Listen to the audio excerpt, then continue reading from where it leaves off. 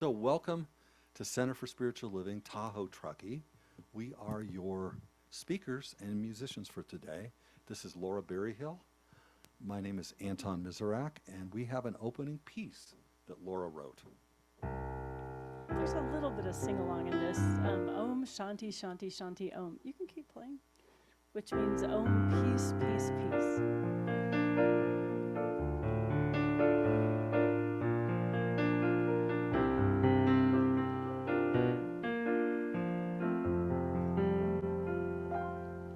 We are looking for a way to find our home. We are looking for a way to find our home. When we heed our inner voice, we find that wisdom leaves no choice. The quiet truth is built from many stones. Its whisper leads us home. We are looking for a way to find our peace. We are looking for a way to find our peace. In the kindness we embrace, in forgiveness and release. The never-ending journey leads to peace. We will find our peace. And we sing Om Shanti Shanti Shanti Om.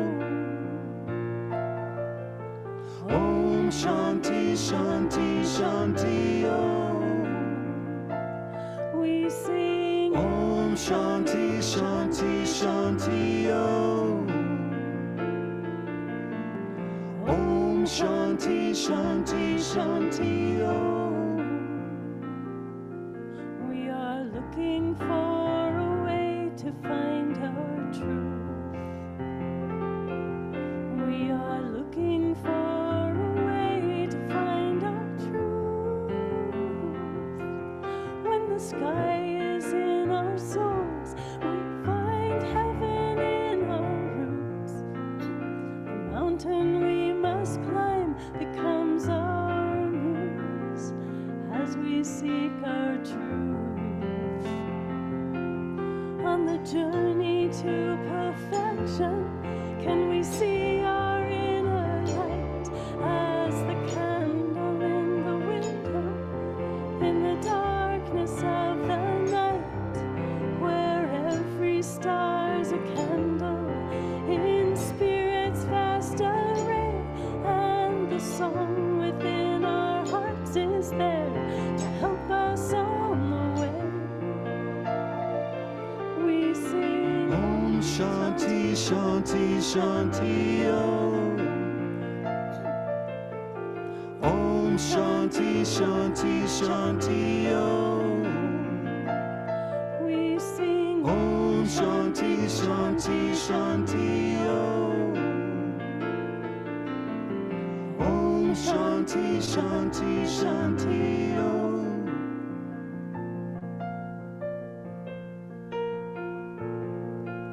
its whisper leads us home.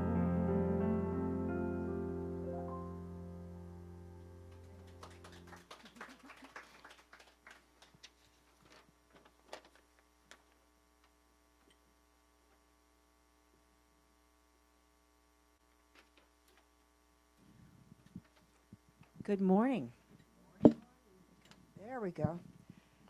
Welcome to the Center for Spiritual Living, Tahoe-Truckee, and our fabulous morning that we're going to have with Anton Mizerak and Laura Barryhill.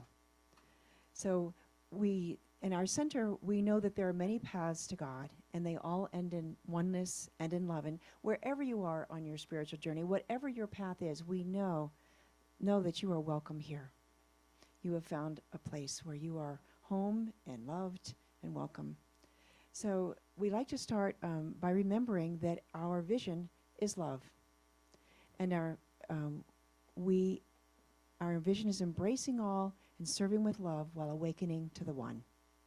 And we like to start our service with our receptivity statement that you can see here if you would read along with me. I am here by divine appointment. So I am about to hear applies to my life. I am open, receptive, and willing to explore the possibilities. All right.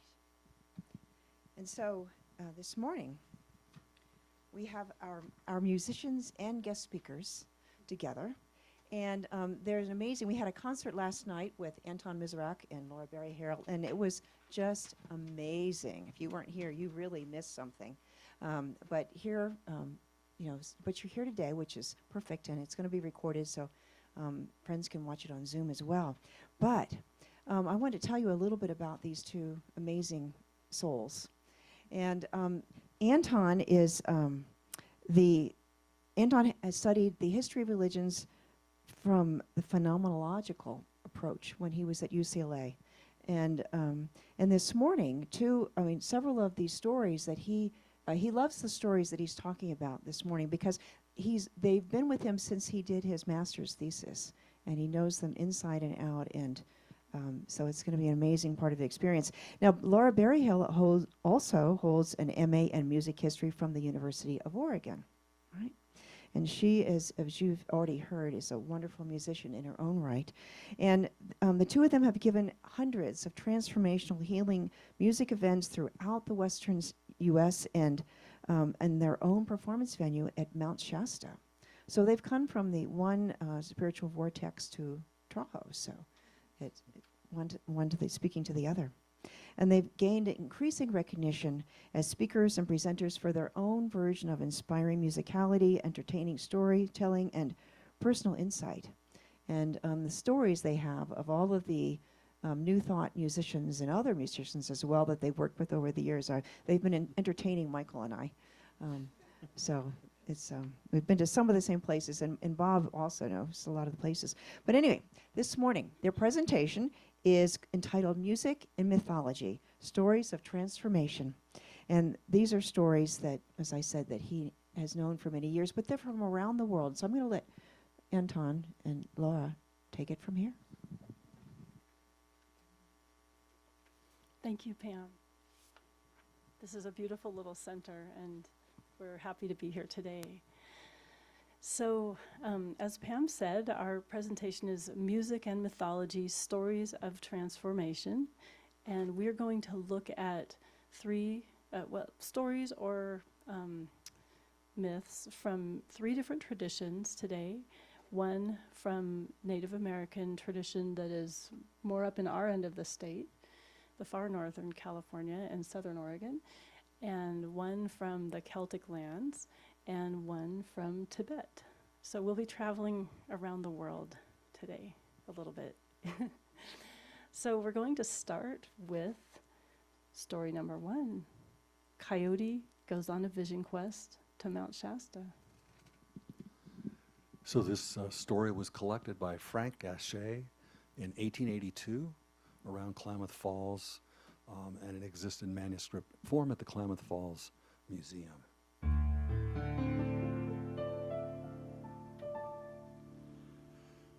So before the world was the way it is today,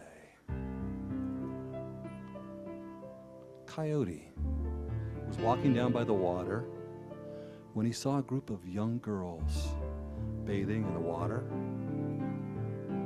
And Coyote, being Coyote, walked right up to the shore of the water and made a pass at the girls, who looked at each other, and one of them turned to Coyote and said, "Coyote, you're way too old for us.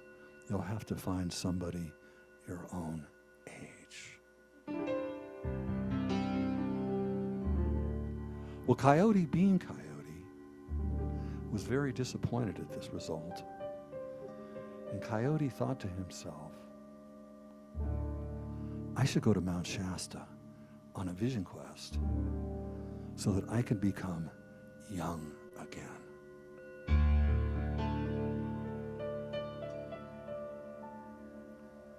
Well, Coyote had no idea how to do a vision quest, but his friend Jow Jow, Flying Squirrel, did know how to do the vision quest. So Coyote went up to Jiao Jiao and said, Jiao Jiao, I resolved that I'm going to do a vision quest to go to Mount Shasta. And I need your help. Jiao Jiao looked at Coyote and said, Coyote, whatever in the world would you want to do a vision quest for? Vision quests are for young creatures to find their direction in life. You've lived a very full life. You have no need of this. And Coyote turned to Jiao Jiao and in a fit of inspiration said, no creature is ever too old to find a direction in their lives. I put this off for too long. It's time that I do it now. Jiao Jiao looked at Coyote and said, Coyote, I don't believe a word you're telling me, but I've been your friend forever, so I'll help you anyway. So, Coyote, you have to gather up sweat lodge blankets and carry them to Mount Shasta. And when you get to Whitney Creek, you have to stop and cut some sweat lodge willows, peel off the bark, wrap them in the blankets, follow the creek up to the waterfall, and at the top of the waterfall, gather firewood, wrap it in the blankets, and then take it up to the saddle between the two peaks, Shasta and Shastina. Build your sweat lodge and pray to Gamokamsh, the creator spirit, who's created all the universe and the earth and the heavens, and pray that he will adopt you as his son. And Coyote, I'll teach you a song to sing to Gamokamsh, but it's absolutely imperative that nobody hear this song. If you can, let nobody see you walking to Mount Shasta, but especially don't tell anybody what you're doing.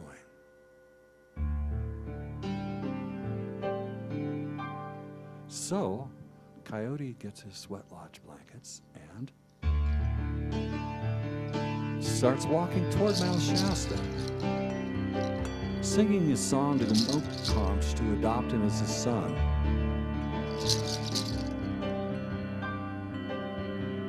And pretty soon some people are walking on the trail the opposite direction from Mount Shasta. They round a bend in the trail. They see Coyote walking with all these blankets. And they stop and say, oh, Coyote, whatever are you doing carrying all these blankets walking toward Mount Shasta? And Coyote answers,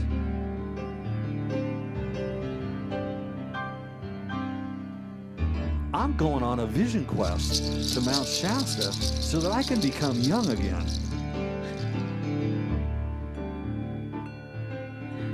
And the people look at each other and then they look at Coyote and they say, well, Coyote, we wish you well. So Coyote continues walking toward Mount Shasta.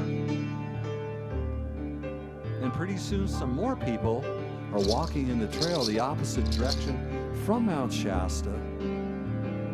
Before they see him, they hear this canine howling in the distance. And then they round the corner and they see Coyote. And they say, oh, Coyote, whatever are you doing carrying all these blankets walking toward Mount Shasta?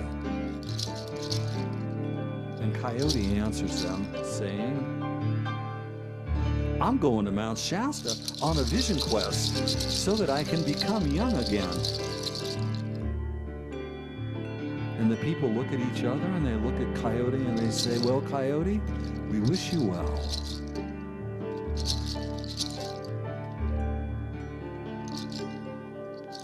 But pretty soon, the immensity of what Coyote's doing begins to overtake him. And the next time people are walking on the trail, Coyote hides in the manzanita so that people won't hear him, and he prays real quietly. And the rest of the time he avoids contact with all people and all creatures. And he gets to Whitney Creek and he cuts his sweat lodge willows and he strips off the bark, wraps it in the blankets, follows the creek up to the waterfall. At the top of the waterfall, he gathers his firewood and wraps it in the blankets, hikes up to the saddle between Shasta and Shastina, builds his sweat lodge fire, puts the rocks on top of the fire. With a couple of sticks, he puts the red hot rocks inside the lodge he's built, gets some water from Sisson Lake, makes steam and prays deep into the night to Gamokamsh, the great creator spirit, to adopt him as his son. And then Coyote falls asleep.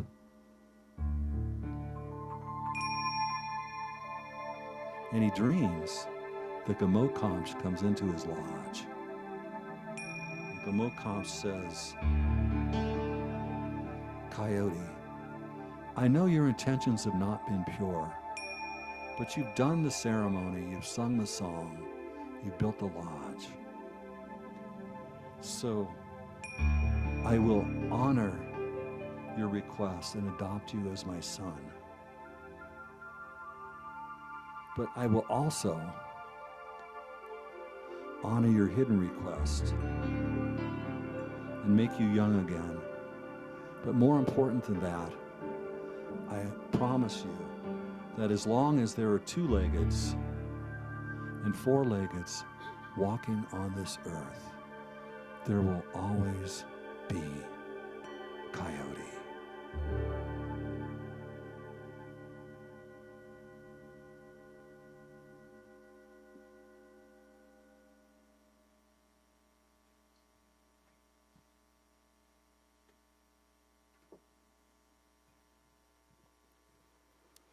Wow, what a story. Oh, wait, we have to sing the song first. Oh, okay. Yes. So this is music in mythology, stories of transformation. So there's a song that goes with each story. This story was actually a Modoc story. And the Modocs lost the war. And so they lost their tradition. So we're going to sing downriver, down the Klamath River from the Modocs. You've got the Klamath, and then the next tribe down is the Karuk. So we will sing you the Karuk Coyote song. It's at least 600 years old. And we'll sing it, and the mics will pick it up. For Zoom, we're going to walk around the room and sing it. Okay, the mics won't pick it up. We're not going to walk around the room. We'll just sing it from the front of the room.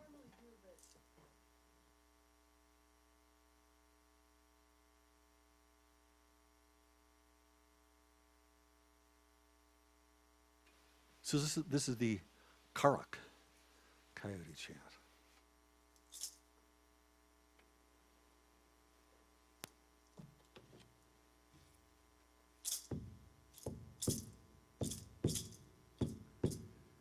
Hey, hey, hey, hey, yo. Hey, hey, hey, yo. Hey, hey, hey, hey, hey, yo. Honey, named Noah. Honey, named Noah. Honey, named Noah. Honey, named Noah. Hey, hey, hey, hey, hey, hey, yo. Hey, hey, hey, yo. Hey, hey, hey, yo. Hey, hey, hey, hey, hey, yo. Honey, named Noah. Honey, named Noah.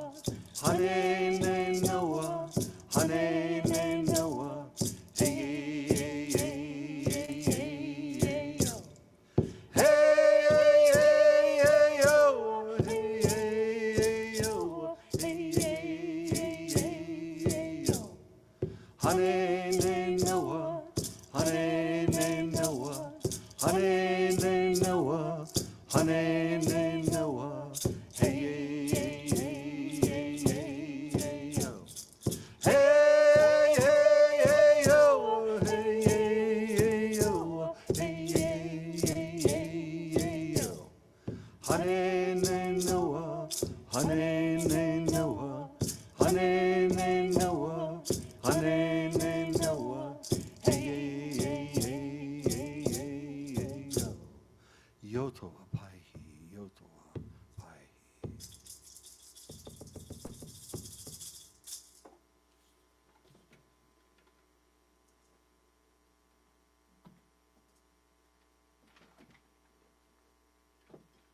We have a lot of little doodads up here to pick up, put down.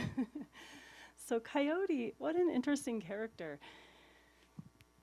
I would venture to say that he's a little like all of us. You know, sometimes maybe we pray for things that are seemingly frivolous, like I just want to be young again and go get the girls or whatever. I don't think Coyote was really successful in that last part, but he did get to be young again. But interestingly enough, like I would call Coyote an accidental tourist of transformation, because this is music and mythology, stories of transformation. And Coyote makes a huge transformation. And I think his story can give us hope that we can all make that kind of transformation. Because as kind of bumbling as he is, as wrong-headed as he is in his desire to go on a vision quest and make this change, he still succeeds. So here's the magic, here's how it works. Coyote is going along and he's showing off his song to the people, and he's got his blankets, and he's not really trying to hide at first. And as he gets closer and closer to his goal, which is to carry out the vision quest, the sweat lodge up on the mountain, something starts to work on him. He quiets down. He starts to take charge of his experience a little bit. And then just when you think he's got it all under control, he's built his sweat lodge and he's carrying out his vigil by the fire, he falls asleep on the job. It's a cute part of the story, and it's easy to overlook that, but Coyote, that's a big mess up. He falls asleep when he's supposed to be praying all night to the Creator. So he kind of flubs his connection there. But this is the real magic.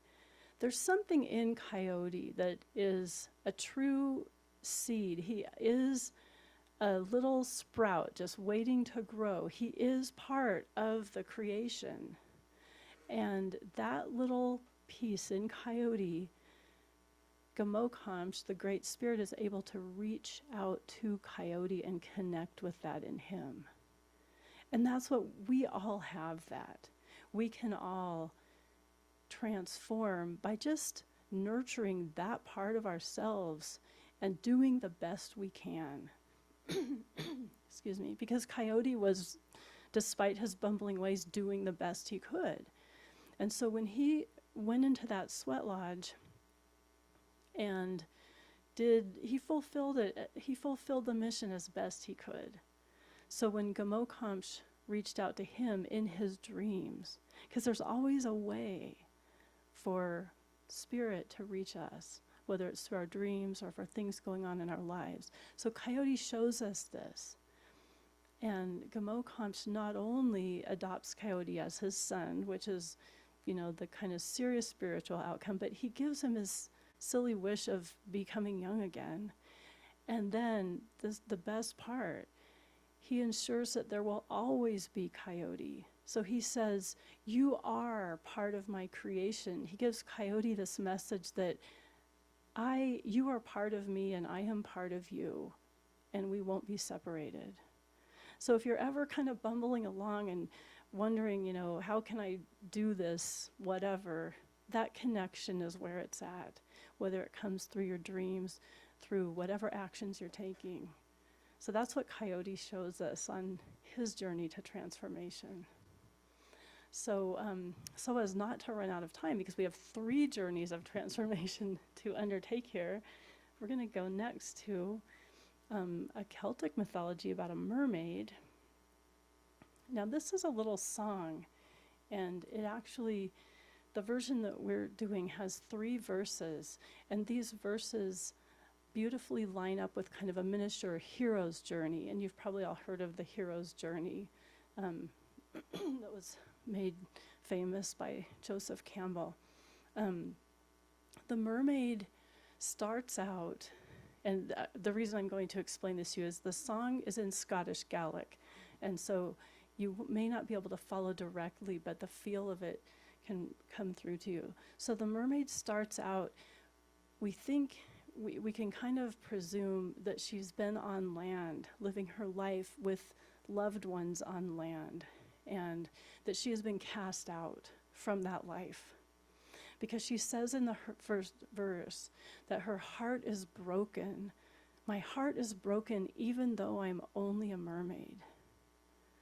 It's almost like she's saying, I can't even believe I have the right to have a heart that gets broken in the first place. Like, she's so bereft. She's cast out. And in verse 2, she finds herself swimming around and around, and she says, I never know on any night on which island I'll rest my head. So she's really kind of swimming around and searching, but not knowing what she'll find and not knowing if she's found it. And then finally in verse 3, she takes a deep dive. She goes under the sea, and there she finds gold and silver beyond the riches she has ever seen in any palace of any king. So that gold and silver obviously is going to be metaphorical for something greater that she's found. So I'd like to sing this song to you and then just talk about it a little bit more. So the choruses for this song are what's called vocables. So they are words that don't have a direct meaning, that just kind of draw us into the melody more.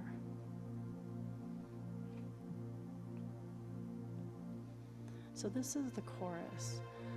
Huva is Norden Huva, Huva is Norden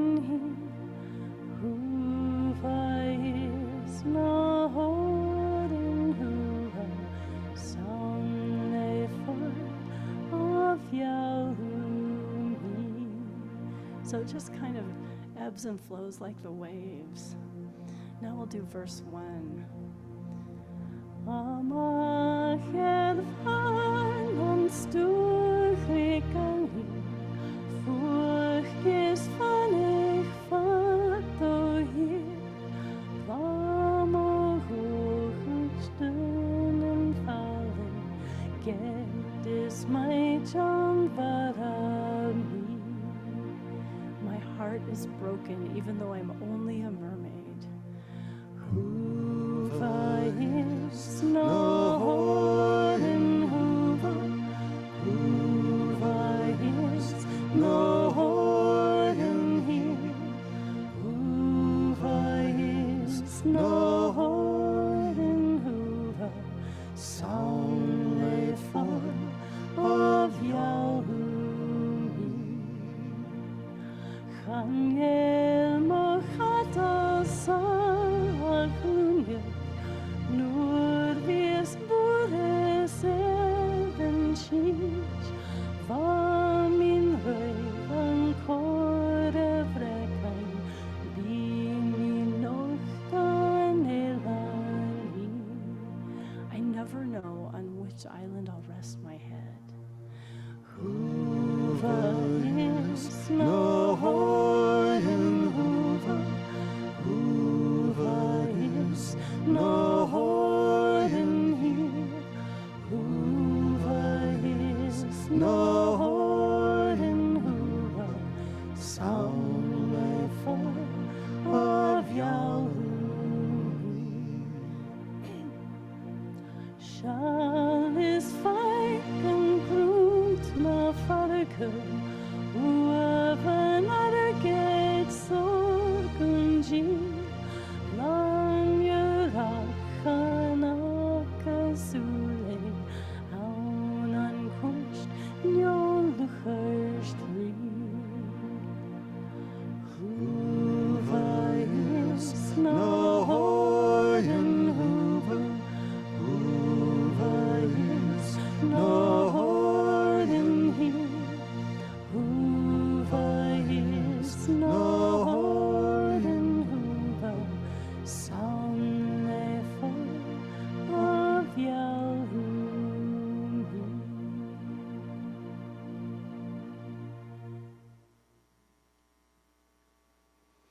So I forgot to signal you for verse 3, where she takes that deep dive under the water. But the mermaid is such an interesting character because in this simple little song, where she's kind of on this mini hero's journey, it seems so kind of simple. But the mermaid, if we kind of pick this apart a little bit, the mermaid in the first verse, she's been cast out from probably her land people, her loved ones. And in that verse, in order to interact with those loved ones on land, she had to be on the surface. So she's on the surface, living her life, and then is cast out. Where does she go? She goes into the water. She's half human, half sea creature. So she goes into the water, and she's swimming around and around looking for answers, basically. She doesn't know where she'll end up. And she then finally, so where is she in herself at that point? She's in that kind of intermediate place between her human self and her sea self. Then she goes in verse 3, takes that deep dive under the water, which is her natural home, and she finds these amazing riches, which in the song are silver and gold, but better than in the palace of any king. So something that exceeds all kind of common understanding of what riches are, something that exceeds human riches, certainly. And so she has now gotten to that lower part of herself, the sea creature, and embraced it fully. And what she gets in the progress of this song, in the first part of the song, when she's just swimming around and around, she's not whole. She's experienced disruption in her everyday life, which we could think of as her surface life or her human life. Then she goes into a period of uncertainty when she's just swimming. And then when she takes that deep dive, she's going to have to reimagine her entire life. And it causes her, the riches that she really, really gets are a kind of integration and wholeness that she probably didn't even know she needed when she first was cast out and said, wow, I have such a broken heart. How can I even experience this even though I'm only a mermaid? That's a key statement there, even though I'm only a mermaid. She doesn't at first realize her own power. She doesn't find that until the end of the song, when she's taking that deep dive. And the treasure is kind of like a signal to us that all is well again. And she is now integrated and has gone through her whole self, brought it all together in that moment. So that's the mermaid's transformation, and that's the mermaid's secret. I think we're going to go now to a song and practice from Tibet. So we've looked at two different paths, modalities of spiritual transformation. The first, kind of stumbling onto a path. The second, where life forces us to choose a path. The third modality we're going to look at, it comes from Tibet. It's when we actually consciously choose to deepen our relationship with spirit. It's a path of conscious transformation. And what we have here is a sadhana, a practice that Tibetan lamas do before they give an initiation of universal compassion. And so we will, there's some preliminary things where I'm supposed to ask you, like, do you really want spirit in your life? Do you really want less suffering in the world? We're just going to assume that you say yes for this. And we'll go through the preliminary things. But the first thing I'm going to do is we'll teach you the song. It's a mantra put in a song form. And it's a chant to Tara, who's seen as that seed and presence of universal compassion that lives within all sentient creatures in the universe. And one reason to chant the mantra or sing the song is to remind us that compassion can become a more natural first response for us. So the words are Om Tare Tare, Tut Tare, Tu Re Soha.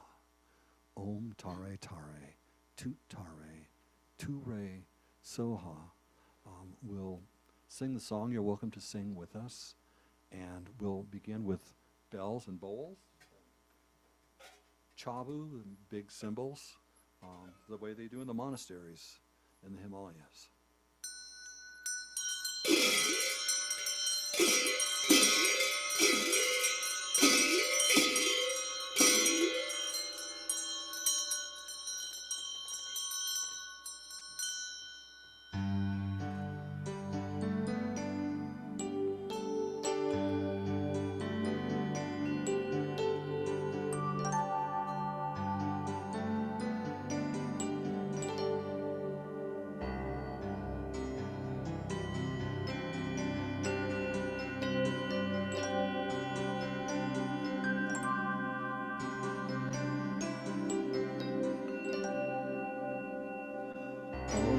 Tare tare, Tu Tare Tu Re soha. Om Tare Tare, Tu Tare Tu Re Soha. Om Tare Tare, Tu Tare Tu Re Soha. Om Tare Tare, Tu Tare Tu Re Soha. Om Tare Tare, Tu Tare Tu Re Soha. Om Tare Tare, Tu Tare Tu Re Soha.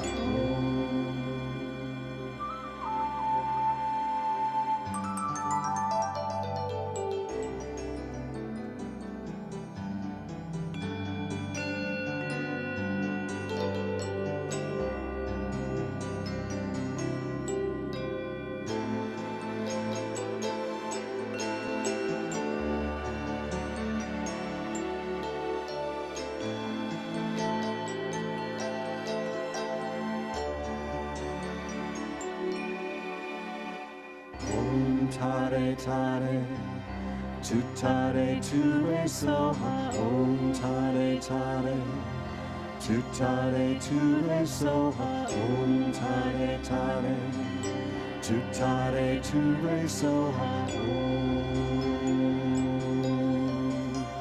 Om Tare Tare, Tu Tare Tu Re Soha. Om Tare Tare, Tu Tare Tu Re Soha. Om Tare Tare, Tu Tare Tu Re Soha.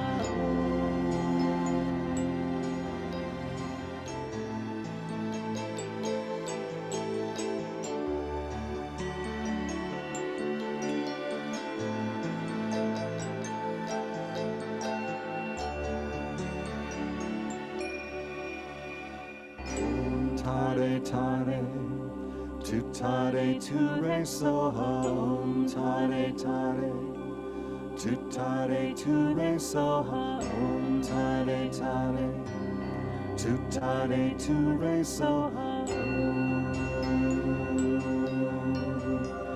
Om Tare Tare, Tu Tare Tu Re Soha. Om Tare Tare, Tu Tare Tu Re Soha. Om Tare Tare, Tu Tare Tu Re Soha. Om Tare Tare, Tu Tare Tu Re Soha. Om Tare Tare, Tu Tare Tu Re Soha. Om Tare Tare, Tu Tare Tu Re Soha. Om Tare Tare, Tu Tare Tu Re Soha. Om Tare Tare, Tu Tare Tu Re Soha. Om Tare Tare, Tu Tare Tu Re Soha.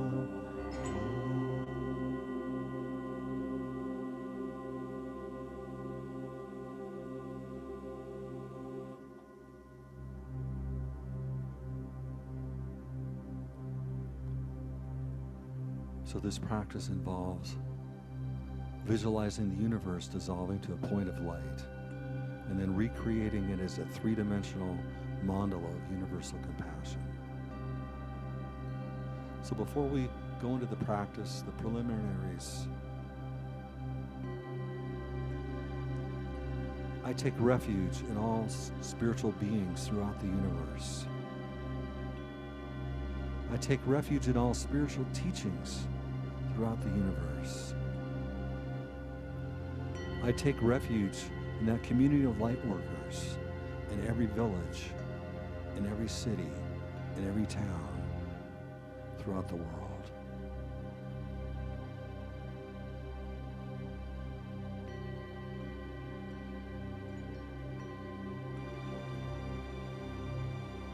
May all beings be happy,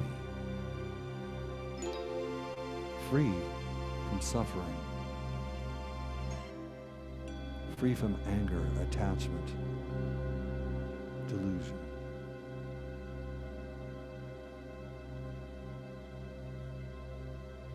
I vow to remain committed to the expansion of happiness and alleviation of suffering for as long as breath breathes through this body.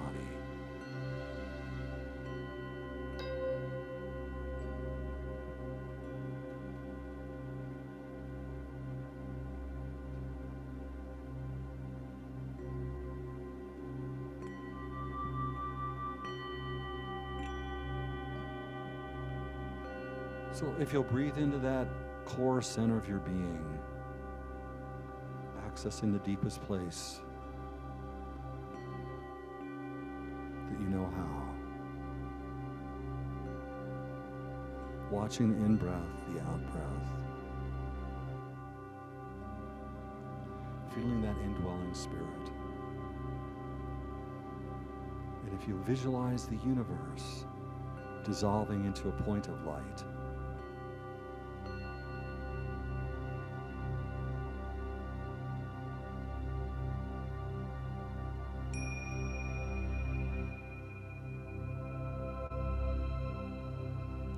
from this state of emptiness, visualize a white crescent moon with the blossoms open. Visualize a red lotus with the blossoms open. This red lotus sits on top of a white crescent moon, pointing upwards. Seated on top of this moon crescent is the green syllable Tom, which is the essence of your own mind. This green syllable Tom is also the bija, or seed syllable, for Tara, a being of immeasurable compassion, which we create out of our own mind essence.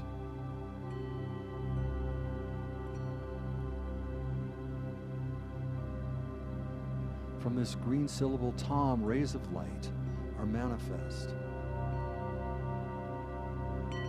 making offerings to all the spiritual beings throughout the universe.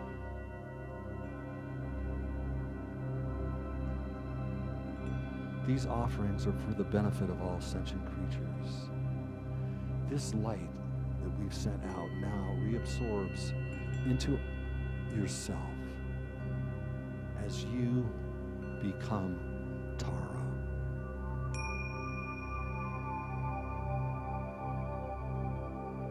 The color of your body is green. Your right hand rests on your right knee in the giving mudra. In it, you hold the vessel of life. Your left hand, with the ring finger and thumb pressed together, hold the stem of the blue lotus, the blue utpala flower.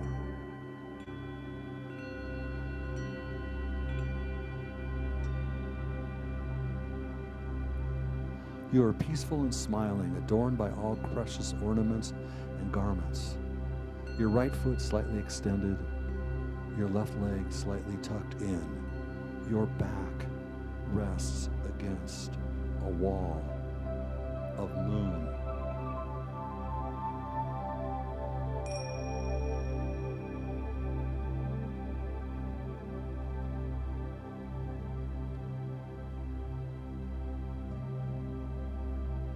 On your forehead, Om.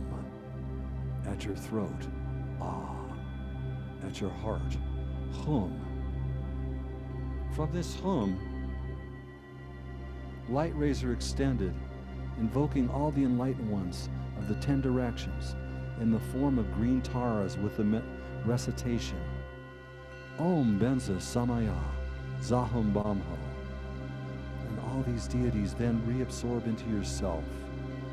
And again, from the seed syllable at your heart, light rays extend, invoking the 5 initiating cosmic Buddhas as you recite Om Benza Samaya and make the request, please, all enlightened ones, bestow on me all the empowerments. And the enlightened ones respond saying, Om Sarva Tathagata Abhisheka Samaya Shri Hum. And having thus said, they pour water from a vessel onto the top of your head. This water fills up your body from your feet to the top of your head, purifying all bodily defilements and all spiritual obstacles.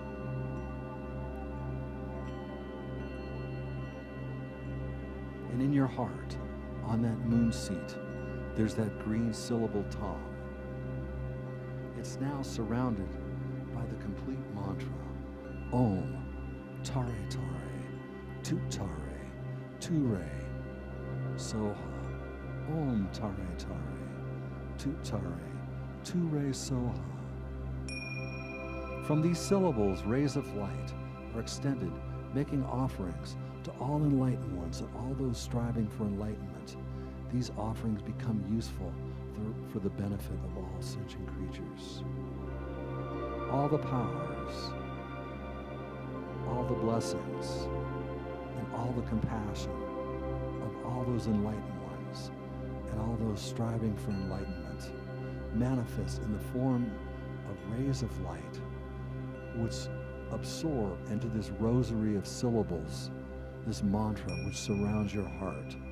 Again, as you recite the mantra, Om Tare Tare, Tut Tare, Ture, Soha, Om Tare Tare, Tut Tare, Ture Soha.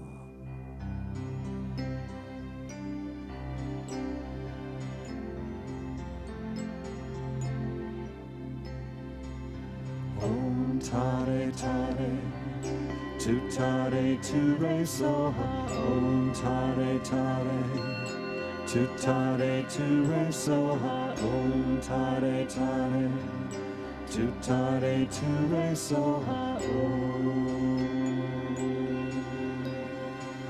Om Tare Tare, Tut Tare, Ture Soha, Om Tare Tare, Tut Tare, Ture Soha, Om Tare Tare, Tut Tare, Ture Soha,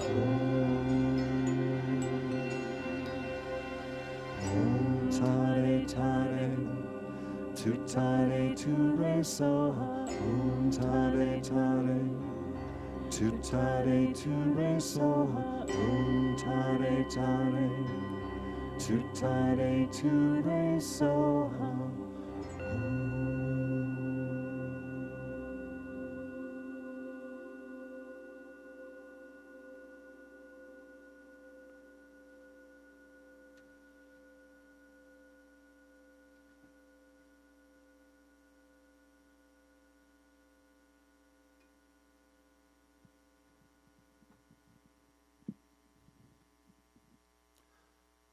So thank you for taking this spiritual journey with us. Namaste, Tashita Lake. We've taken a look at 3 different modalities of spiritual transformation. There are an infinite number of those modalities. We ended with a compassion practice for a reason.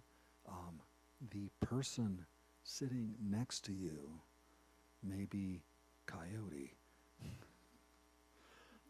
Or you may be Coyote. And it's important to recognize that all of these modalities lead to that same place. The people that we encounter in our lives may have radically different ways of getting there. And so it's important to have compassion on them and on ourselves in that journey. Laura and I are blessed to be able to be invited by Pam and Michael to come to this Tahoe-Truckee Center for Spiritual Living to share this talk. And we come because we know that this place is a house of transformation. We're all here on a spiritual journey. And our journey, as the Buddha's journey in his life, when he touched the ground and the earth spirit came up and chased away the forces of evil, as we walk that path, we change the world.